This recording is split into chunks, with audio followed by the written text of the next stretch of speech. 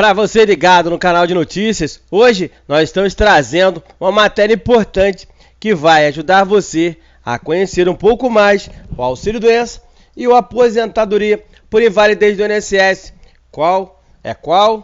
Quem é, no caso aí, beneficiário de um ou outro e o que fazer no caso de ter que optar você por um ou por outro. E quando o INSS trata um como se fosse o outro. Então fica ligado na matéria que saiu hoje no site Jornal Contábil e a gente vai desenrolar para você as diferenças, as situações mais importantes e o que você precisa saber sobre auxílio-doença e aposentadoria por invalidez. Por mais que as pessoas desejem trabalhar, existem situações que as incapacitam de exercer suas atividades e é nessa hora que o INSS passa a ser importante na vida dessa pessoa.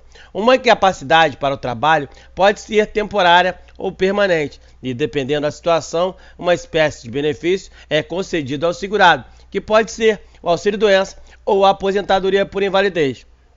Nesse caso, a aposentadoria por invalidez é devida ao segurado que foi considerado incapaz, insuscetível de reabilitação para o exercício da sua atividade laboral que lhe garanta a subsistência. Muitos se enganam ao pensar que a aposentadoria por invalidez é um benefício definitivo. Por lei, a cada 2 anos, o INSS deve fazer uma revisão de benefícios para ver se não houver recuperação, já que existe casos que o tratamento, no caso, em muito tempo, o trabalhador se recupera do problema que no passado o tornou inválido. Não existe requerimento de aposentadoria por invalidez. O segurado deve solicitar a perícia de auxílio-doença.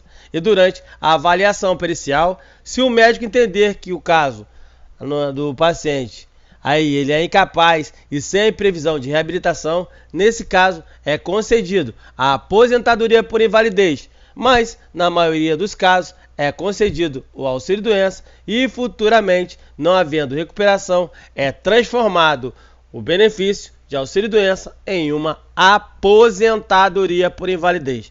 Até aí você entendeu?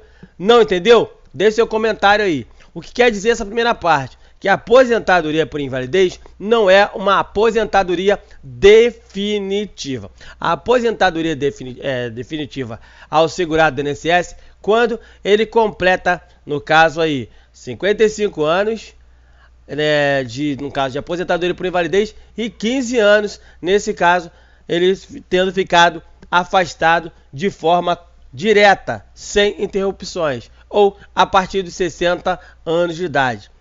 Nesse caso aí, se a pessoa está nesse critério e ele está na aposentadoria por invalidez, essa aposentadoria é considerada como a vitalícia. Se nesse caso a sua aposentadoria por invalidez for menor do que esse tempo, você pode ter certeza que de 2 em 2 anos você vai ter que passar por uma perícia do INSS. E outra situação muito importante: a cada ano que passa, cada governo que entra e sai, os presidentes fazem o que eles querem relacionados ao INSS. Tivemos aí no caso o pente fino do Michel Temer, agora nós estamos tendo o pente fino do Bolsonaro. Tudo isso é para quê? Para que encontrem irregularidades e que aquelas pessoas que estão realmente melhores e capazes de voltar ao trabalho, essas pessoas tenham o benefício cessado e retornem ao trabalho. Além disso, o governo federal ele pode optar a chamar qualquer segurado, mesmo que ele esteja recebendo aposentadoria por invalidez, a cada 6 meses. Por quê? Ele criou uma nova lei que vem baseada na MP 871. Então, se você aí se aposentou, já tem mais de 2 anos, você está aposentado por invalidez, não pensa que ela é definitiva não. Por quê?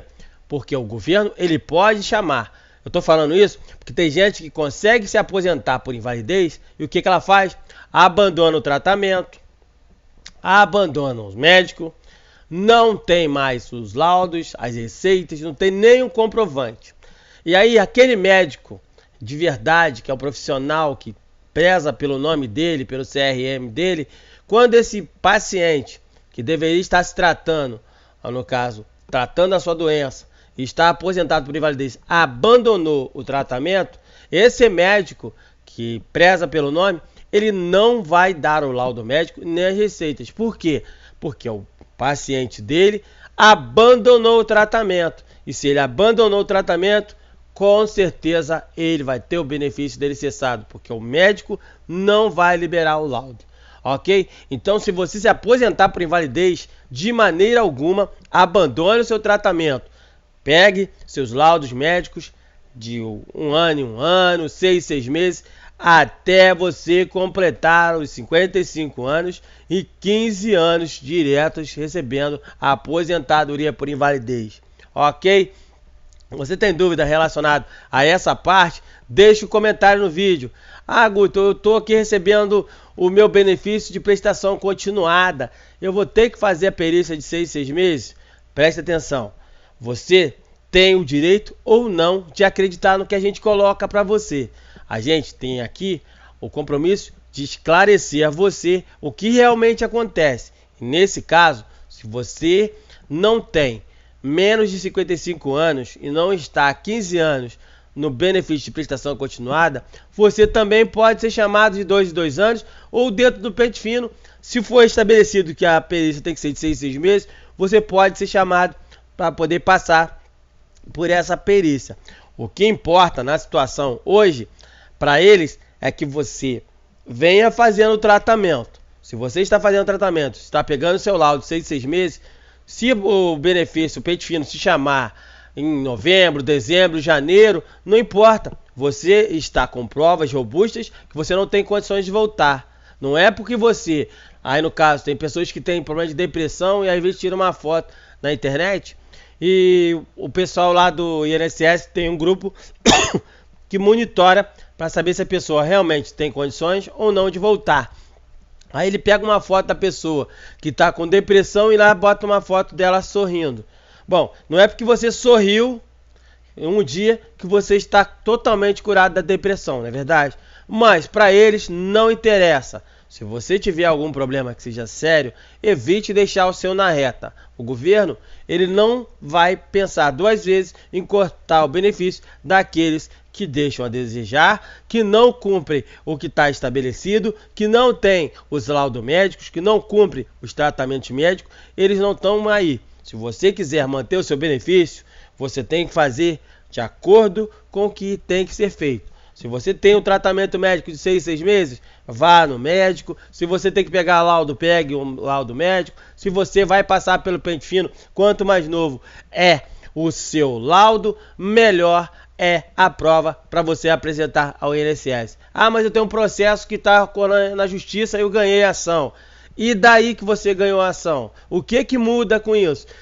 Se você chegar lá e você deixou na reta, o pessoal do INSS tiver como provar que você está apto para voltar a trabalhar, eles vão apresentar as provas ao juiz e o juiz vai determinar ao final a cessação do seu benefício. Então, não se baseie no que as outras pessoas falam, se baseie no que deve ser feito. Se você tem um processo na justiça, você provou que você está doente, continue mantendo o seu tratamento, suas receitas, seu laudo, tudo direitinho.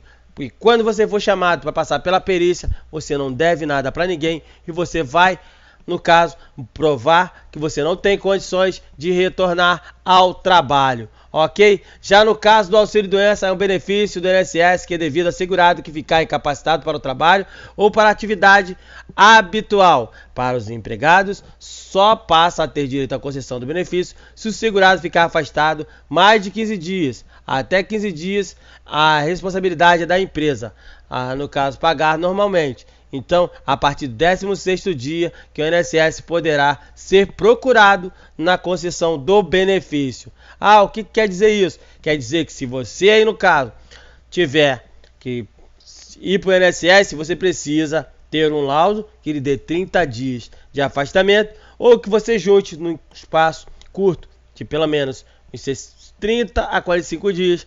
O laudo vem a 5 dias, 7 dias, 10 dias, ele vem a picado, o INSS, a tua empresa, ela vai separar, vai pagar os 15 dias e os outros 15 dias, a partir do 16º dia, ela vai encaminhar você para o INSS e aí você vai passar pela perícia médica. Se a perícia do INSS entender que não há possibilidade de recuperação, o auxílio-doença vai ser convertido em aposentadoria por invalidez.